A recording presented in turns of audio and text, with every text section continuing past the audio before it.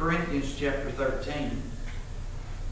And it says, verse 1 says, though I speak with the tongue of men and of angels and have not charity, I become a sounding brass or a tinkling cymbal. And though I have the gift of prophecy and understand all mysteries and all knowledge, and though I have faith so that I could remove mountains and have not charity, I'm nothing. And though I bestow my goods to feed the poor, and though I give my body to be burned and have not charity, it profited me nothing. And I wanted to also read here in the Amplified version. Rita got me reading the Amplified from her teaching. But verse 1 says, if I can speak with the tongues of men and even of angels, but have not love, that reasoning, intentional, spiritual devotion, such as is inspired by God's love for us and in us, then I am a noisy gong or a clanging cymbal. And if I have prophetic powers, the gift of interpreting the divine will and purpose, and understand all secret truths and mysteries, and possess all knowledge, if I have sufficient faith so that I can remove mountains, but have not love, God's love in me, I am nothing, a useless nobody. Man, just think about that.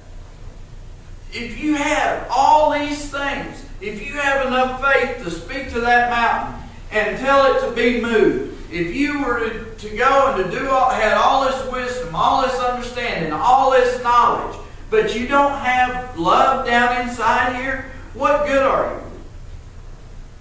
How are you ever going to win anybody for the Lord if you don't show love towards that person?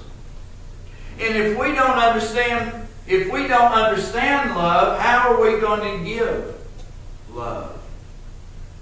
And how are you going to understand it if you don't have Christ come in and explain it to you? Because each of us understand in a different way. I don't understand the same way that Kathy does, and she doesn't understand the way that I do. Some of the things that make sense to me, she looks at me and goes, huh? Or why? It makes no sense. That's the difference between men and women. We're not programmed the same. But, said if I got the powers and the gift of interpreting divine will and purpose and understanding secret truths and mysteries and have sufficient knowledge, said, but if I have not love, I'm nothing. I'm useless. So how are we going to go out and be effective witnesses if what we carry around inside is bitterness? If we let the things of this world start getting us down and we start dwelling on them, we let things that people say or do start eating at us, start controlling our lives. If we let all these things in and that's what we start dwelling on, then pretty soon that love is going to be replaced by bitterness. And how in the world, if that's what's living in you, are you going to be able to share love with anybody else? And if that's what people see inside you, why are they going to want what you have?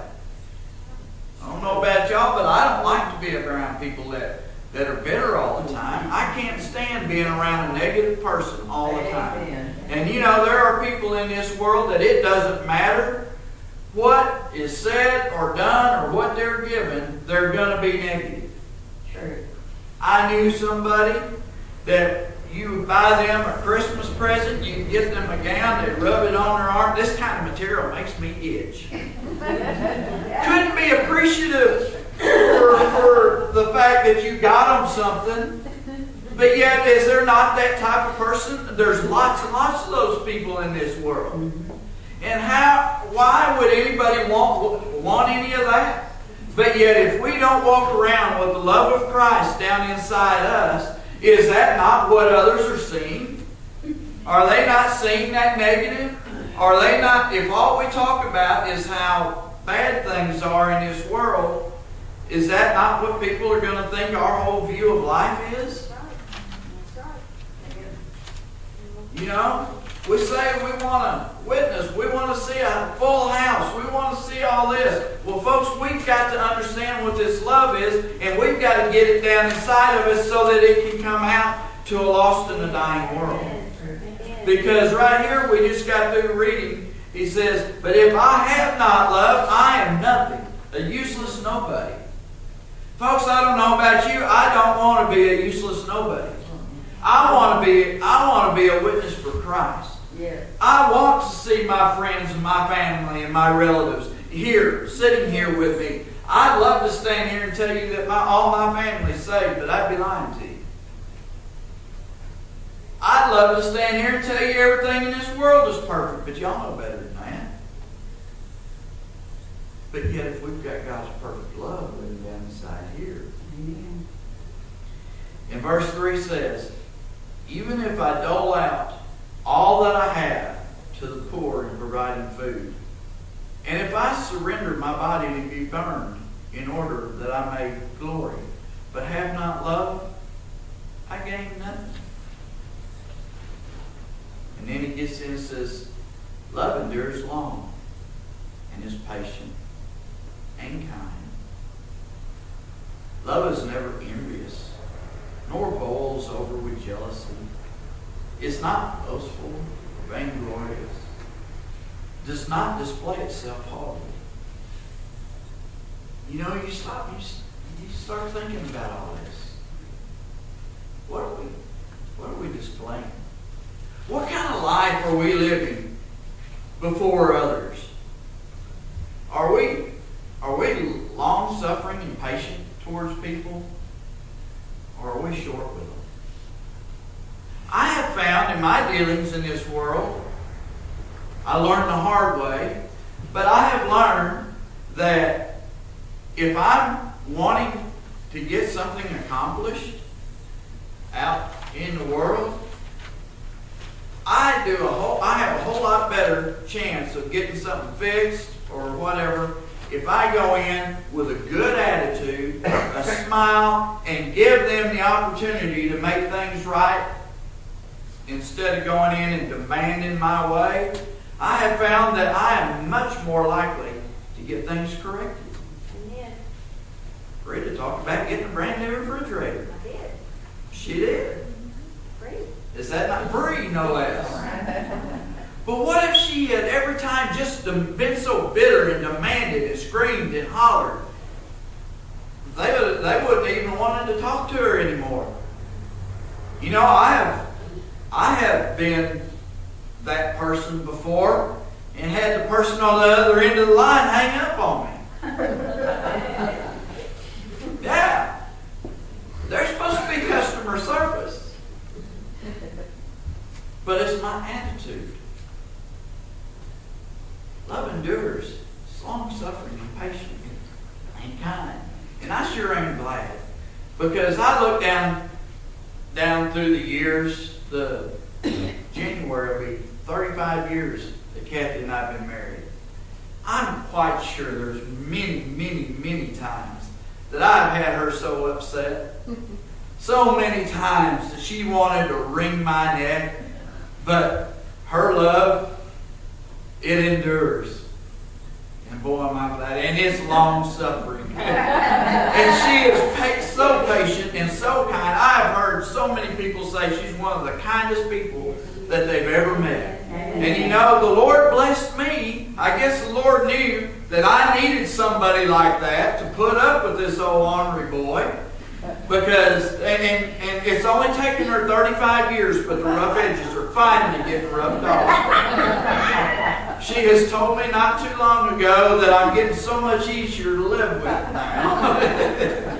And you know, so love endures. It's long-suffering. It's patient. She's always been kind. Love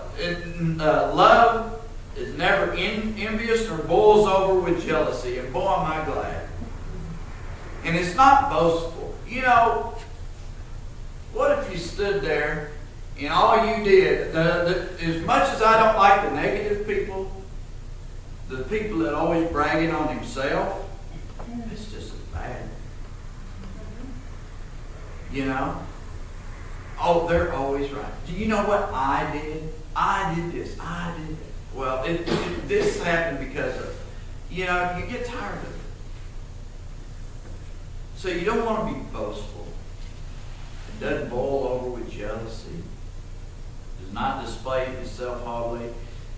Is not conceited, arrogant, inflated with pride.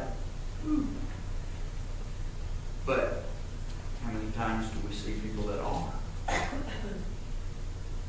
Okay. Is not rude, unmanly. Does not act unbecomingly. Love, God's love in us, does not insist on its own rights or its own way. For it is not self-seeking. It is not touchy or fretful or resentful. It takes no account of evil done to it. It pays no attention to a suffered wrong. If we could just get that part down, if we could just learn to not hold a grudge, if we could learn to not take into account when people wrong us, because folks, as sure as we're living and breathing, people are going to say things to us that hurt our feelings. People are going to do things that hurt us. Sometimes it's intentional, sometimes it's not. But what good does it do us if we go around carrying that grudge all the time? It steals our joy, it steals our victory, it steals our sleep, because we get so caught up in it, so angry about it. It can affect your health, it affects your appetite, it affects your job, it affects your marriage, it affects every aspect of your life. So why do we hold on to these things? We've got to learn to, in love, forgive the people no matter what they did. Amen.